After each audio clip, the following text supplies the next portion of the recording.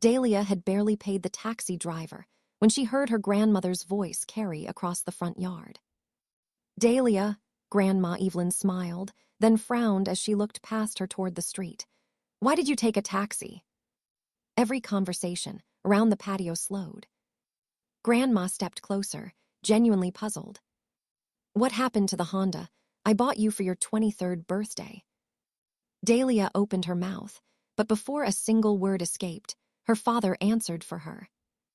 Richard Brooks chuckled, as if the question had the simplest explanation in the world. Her brother needed it more. He lifted his glass and took another sip, completely relaxed. Across the table, her older brother, Jason, shrugged with an easy grin, as though borrowing his sister's birthday gift was the most natural thing in the world. Nobody laughed. A few relatives suddenly found their drinks very interesting. Others glanced at Dalia, waiting to see if she would object. She didn't. She simply tightened her grip on the small gift bag she'd brought for her grandmother. Richard noticed her silence and smiled with quiet satisfaction. "There," he said lightly. "See, she doesn't mind." Grandma's eyes never left Dalia.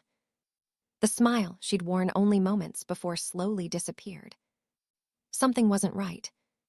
She had known her granddaughter long enough to recognize the difference between peace and surrender. Grandma Evelyn's 75th birthday was supposed to be the happiest family gathering of the year. The backyard was decorated with fresh flowers, long tables covered in white cloth, and framed photographs from decades of family celebrations. Cousins chased one another across the lawn while aunts carried dishes from the kitchen. Everyone seemed determined to make the afternoon perfect. Except the one person who had arrived in a taxi. Dalia forced herself to smile as relatives greeted her. "Congratulations on your first year teaching," one aunt said warmly.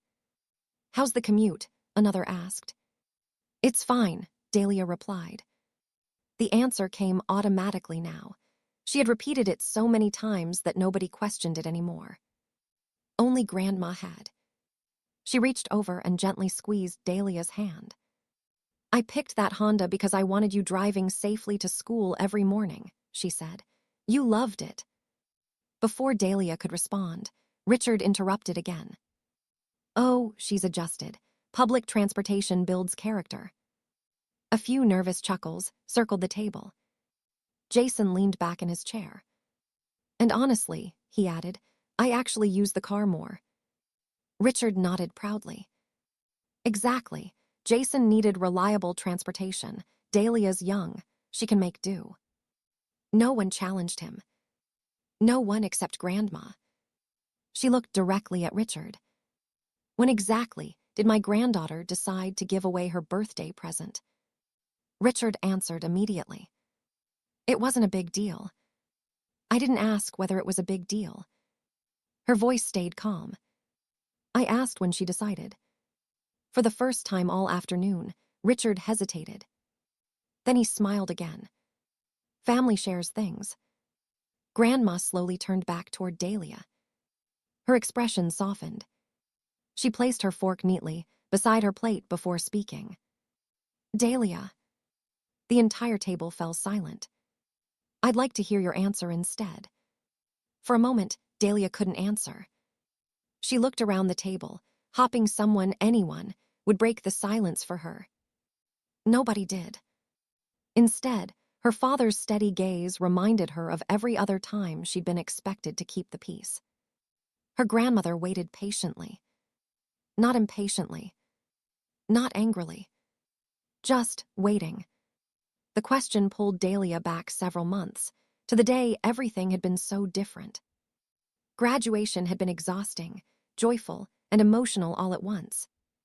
After the ceremony, Grandma Evelyn had asked Dalia to meet her in the parking lot instead of joining everyone else for lunch. "I have one more surprise," she'd said with a grin. When they walked around the corner, a silver Honda Civic sat beneath a bright blue ribbon. Dalia froze. "Grandma." "It's not brand new," Grandma admitted, laughing. "But it's reliable, safe, and paid for." Dalia stared at the car, unable to believe it. I can't accept this. Oh, yes, you can. Grandma pressed the keys into her hand. You worked your way through college. You never asked me for money. You deserve something that's yours. Dalia threw her arms around her grandmother. I don't even know what to say. You don't have to say anything, Grandma whispered. Just promise me you'll drive to school instead of standing at bus stops before sunrise. I promise. It was the first expensive gift Dalia had ever received that belonged only to her. The Honda quickly became part of her new routine. Every weekday morning, she left before dawn, drove 25 minutes to the elementary school where she'd landed her first teaching position, and arrived early enough to decorate her classroom before her students arrived. She loved the independence. She loved not asking anyone for rides. She loved knowing her grandmother had believed in her enough to make it possible. But inside the Brooks household, the excitement didn't last long. Richard rarely mentioned the car directly. Instead, he made comments that sounded harmless. We've never been selfish in this family. Or, when one person has something useful, everyone benefits. Dalia usually nodded. She thought he was talking about helping each other. She didn't realize he was preparing the ground. One Saturday morning, Jason wandered into the kitchen while Dalia was making coffee. Mind if I borrow your car? He asked casually. My truck's in the shop. Sure, Dalia answered. When do you need it back? This evening. He tossed her the keys with a grin. You're the best. He returned it late that night. Then he borrowed it again the following week. And again. Soon it became normal. Richard even joked about it. See, that's what family does. Whenever Dalia hesitated, Richard would look disappointed. Jason's trying to get back on his feet. He needs support. You have a stable job. You can sacrifice a little. Every sentence made refusing feel selfish. So she kept saying yes. One evening, she came home from work and reached for the spare key she always kept in the kitchen drawer. It was gone. She searched every cabinet. Nothing. Dad, she asked, have you seen my spare key? Richard didn't even look up from the television. I gave it to Jason. What? He kept forgetting his copy. I didn't know he had a copy. Richard shrugged. Now you do. Dalia wanted to argue. Instead, she swallowed the words. A few days later, Richard called her into the dining room. There are some insurance papers that need your signature. She glanced at the stack. So many. Routine paperwork. He slid a pen across the table. We're updating household records. She flipped through the pages. Most of them were filled with legal language she barely understood. Shouldn't I read these first? Richard sighed dramatically. You think I'd trick my own daughter?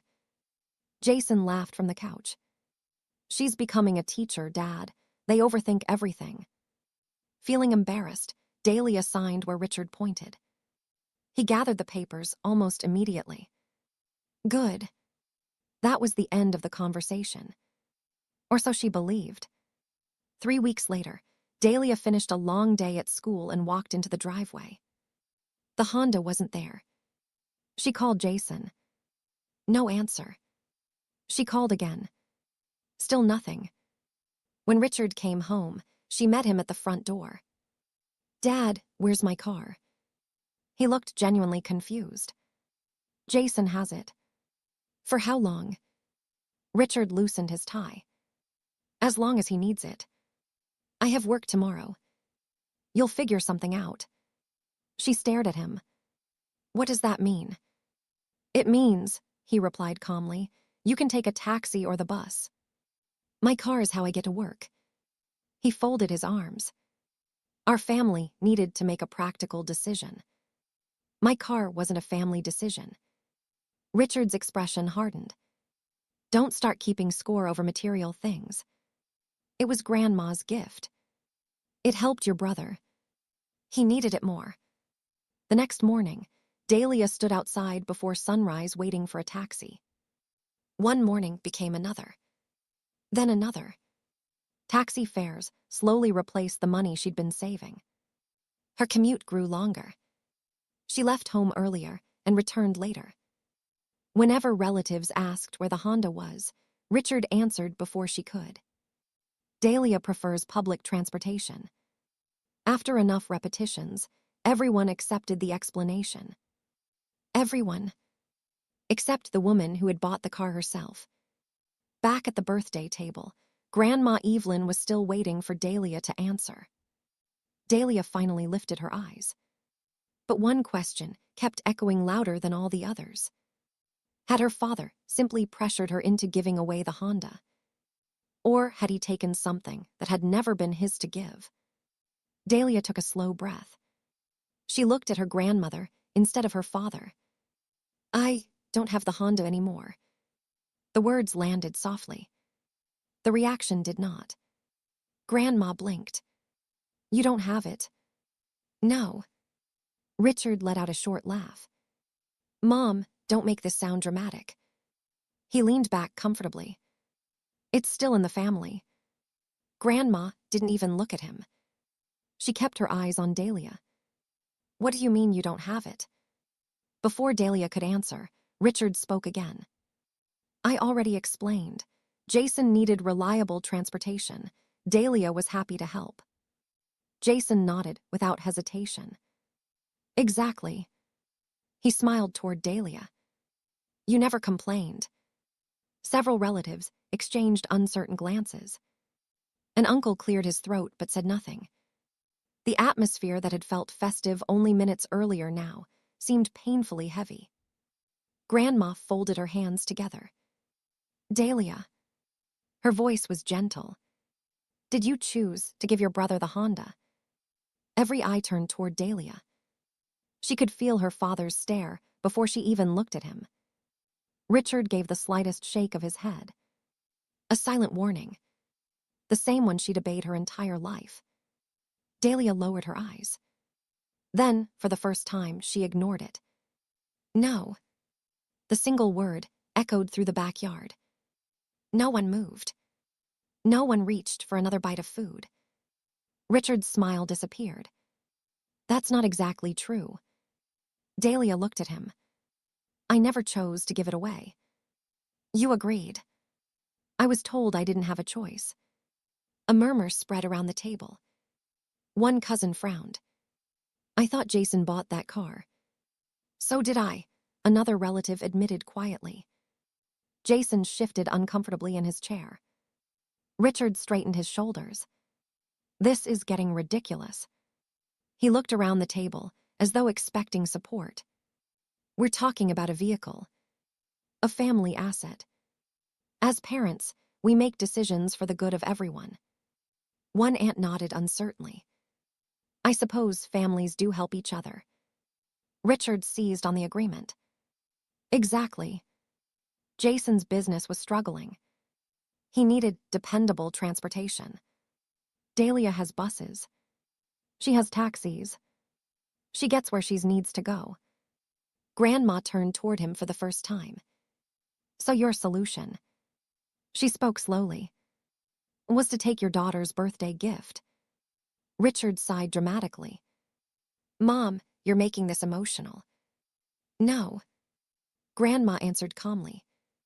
I'm asking a simple question. Richard didn't respond. Instead, Grandma asked another. When did this happen? Richard reached for his glass. I don't remember. You don't remember. It was months ago. What months? Silence. She looked toward Jason. When did you start driving the Honda? Jason rubbed the back of his neck. I don't know. You don't know. It just sort of happened. Grandma nodded once. Then she looked back at Richard. Who handled the paperwork? Richard answered too quickly. There wasn't much paperwork. Dalia looked at him in surprise. There were documents. Richard shot her a sharp glance. They were insurance forms. Were they? Grandma asked. Richard didn't answer immediately. The relatives who had remained silent began looking at one another. One uncle frowned. I always wondered why Dalia was calling taxis after work. I thought her car was in the repair shop, another cousin admitted. So did we. An aunt slowly turned toward Richard. You told us she liked taking public transportation. Richard forced a laugh. She does. Dalia quietly shook her head. No. Another silence. This one felt even heavier. Grandma reached into her handbag for a pair of reading glasses. She placed them carefully on her face. When I purchased that Honda, she said evenly, I gave very specific instructions. Richard folded his arms. It doesn't matter now. It matters very much. She looked directly at him. I instructed the dealership that the vehicle belonged to Dalia. Richard shrugged. Things changed. Grandma tilted her head. No. They shouldn't have. Richard smiled again, though it looked strained now. Mom. It's just paperwork. For the first time all afternoon, Grandma's voice became noticeably firmer. That's interesting. She paused long enough for everyone to focus on her. Because. She held Richard's gaze. That's not what my paperwork says. Richard's expression froze. No one spoke. After several long seconds, Grandma calmly turned toward one of Dalia's younger cousins. Would you do me a favor, sweetheart? Of course. My handbag isn't the only thing I brought today. She smiled politely. In my car, there's a leather folder. Please bring it to me. The cousin nodded and hurried toward the driveway. Richard watched him leave. For the first time that afternoon, he looked worried. The backyard had never been so quiet. Even the children who had been playing tag near the fence seemed to sense something had changed. Conversations had stopped. Plates sat untouched. Every pair of eyes followed Dalia's younger cousin as he hurried back toward the patio, carrying a worn brown leather folder. He handed it to Grandma Evelyn. Here you go. Thank you, dear. She placed it gently on the table. Richard shifted in his chair. Mom, this really isn't necessary. Grandma looked at him over the top of her glasses. I disagree. She unfastened the clasp. Inside were several neatly organized plastic sleeves. Nothing looked hurried. Nothing looked accidental. She had prepared for this. Without saying a word, Grandma removed the first document. I bought the Honda on May 14th. She slid the purchase agreement onto the table where everyone could see it. My name is listed as purchaser. She placed down another sheet. This is the delivery confirmation. Then another. This is the insurance application. Richard stared at the papers.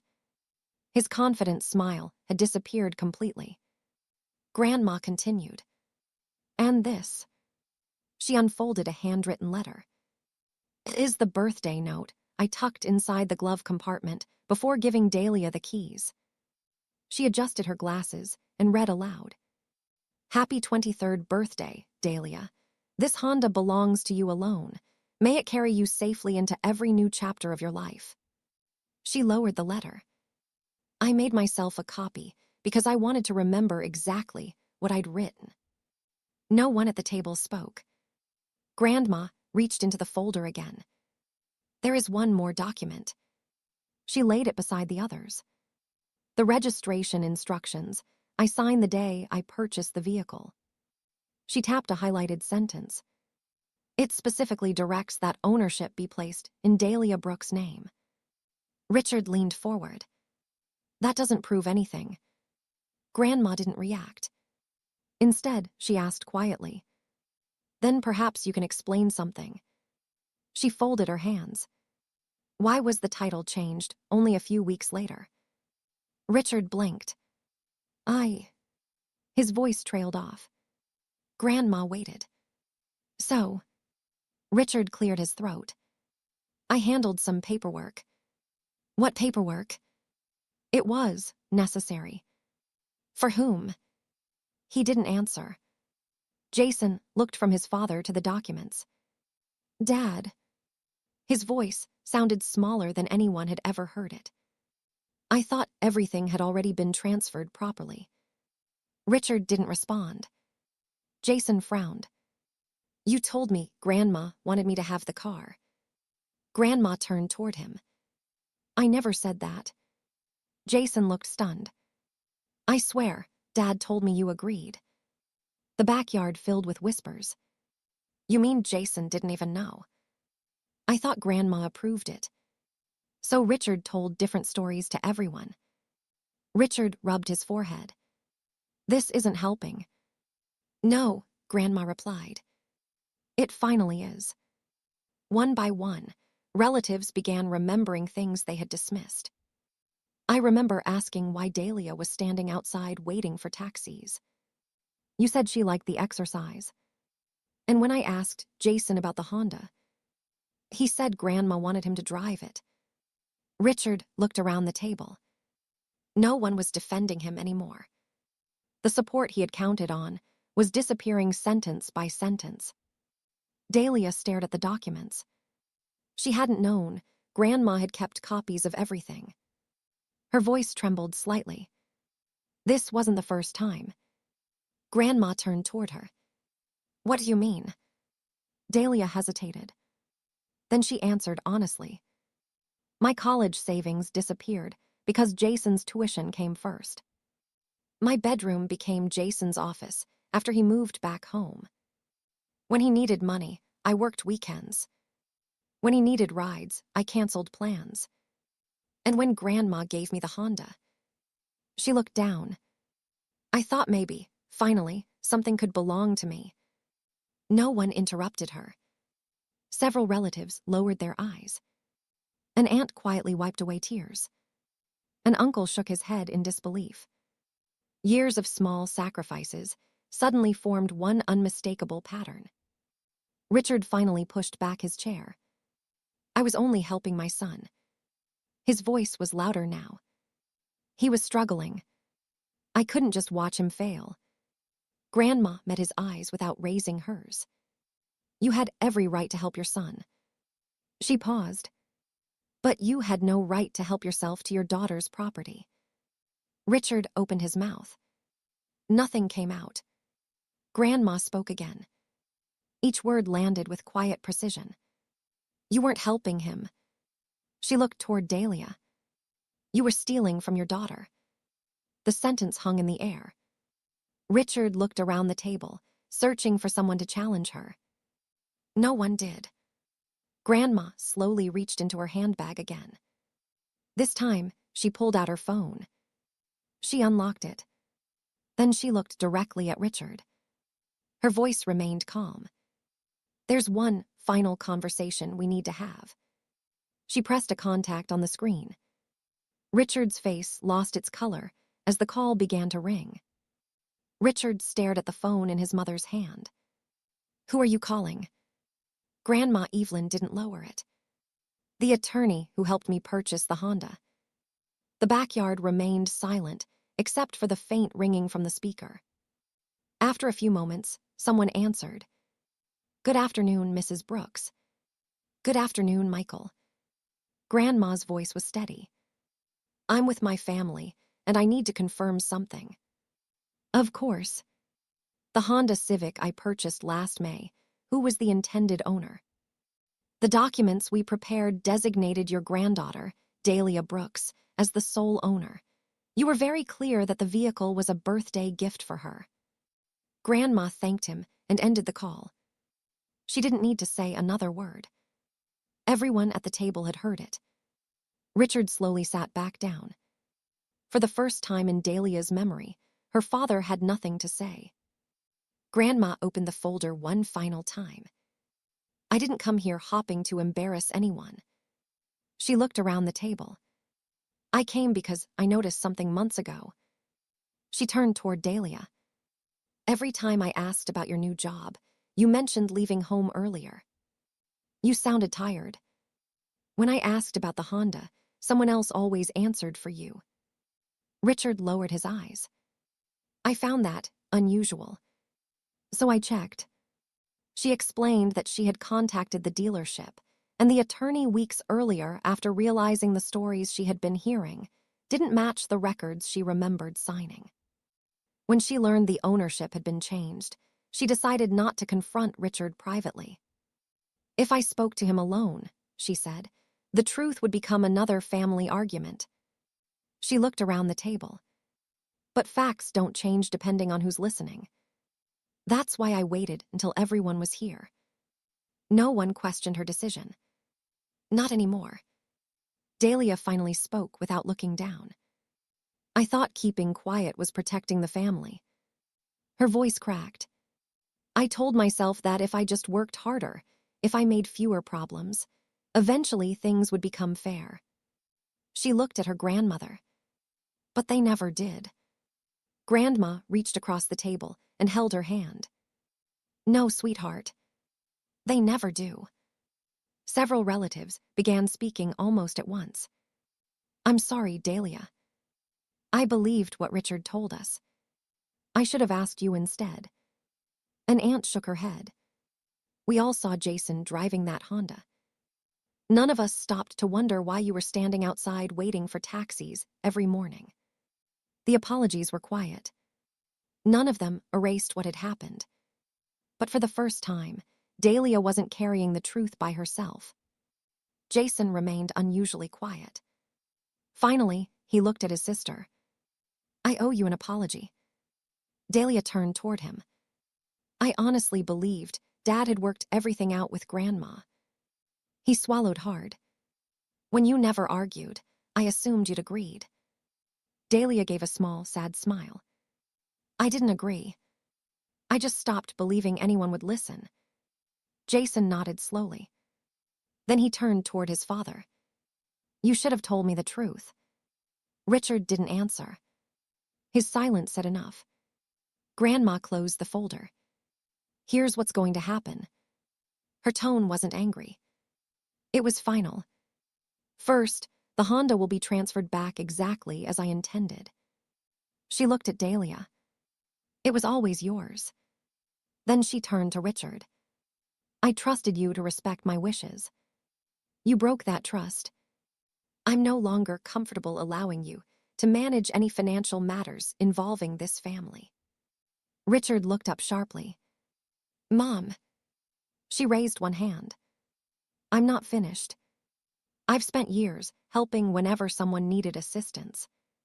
That help ends today if it comes through deception. Her words settled over the table with unmistakable weight. Richard understood exactly what she meant. The financial support he had quietly relied upon for years was over. Grandma faced Jason next. I'm disappointed. Jason nodded. I know. But disappointment isn't the same as rejection. You'll return the Honda. And from this point forward, you'll solve your financial problems honestly. I will. There was no argument. No excuses. Just acceptance. The legal paperwork moved surprisingly quickly over the following weeks. Because Grandma had retained every purchase document, title instruction, insurance record, and birthday letter, the process of correcting the ownership was straightforward. Richard never challenged it. Perhaps because he knew he couldn't. Perhaps because everyone now knew exactly what had happened. Either way, the Honda returned to the driveway where it had always belonged. This time, the keys stayed in Dalia's purse. Life didn't magically become perfect. Family dinners became quieter. Conversations were more careful. Trust, once broken, wasn't repaired overnight. But something important had changed. When Richard interrupted Dalia, relatives now looked to her before accepting his version of events. When decisions involved her, people asked her opinion instead of assuming someone else could answer for her. For the first time in years, her voice carried the same weight as everyone else's. A month later, Dalia pulled into the parking lot of her elementary school just as the sun began to rise. She switched off the engine and smiled. The Honda wasn't simply transportation anymore. It had become a reminder that kindness should never require surrendering what is rightfully yours. That afternoon, she stopped by Grandma Evelyn's house after work. Grandma was sitting on the porch with 2 glasses of iced tea waiting. "You drove yourself," Grandma said with a smile. "I did." "And how did it feel?" Dalia looked back at the silver Honda parked in the driveway. Then she smiled, not because she had her car back, but because she finally understood something much bigger. For years, she'd believed silence kept families together. Instead, it had protected unfairness. The truth had been uncomfortable. It had changed relationships. It had exposed painful favoritism. But it had also given her back something far more valuable than a Honda. It had given her permission to stop sacrificing herself just to make everyone else comfortable. From that day forward, whenever someone tried to speak for her, Dalia answered for herself. And she never again apologized for keeping what was already hers.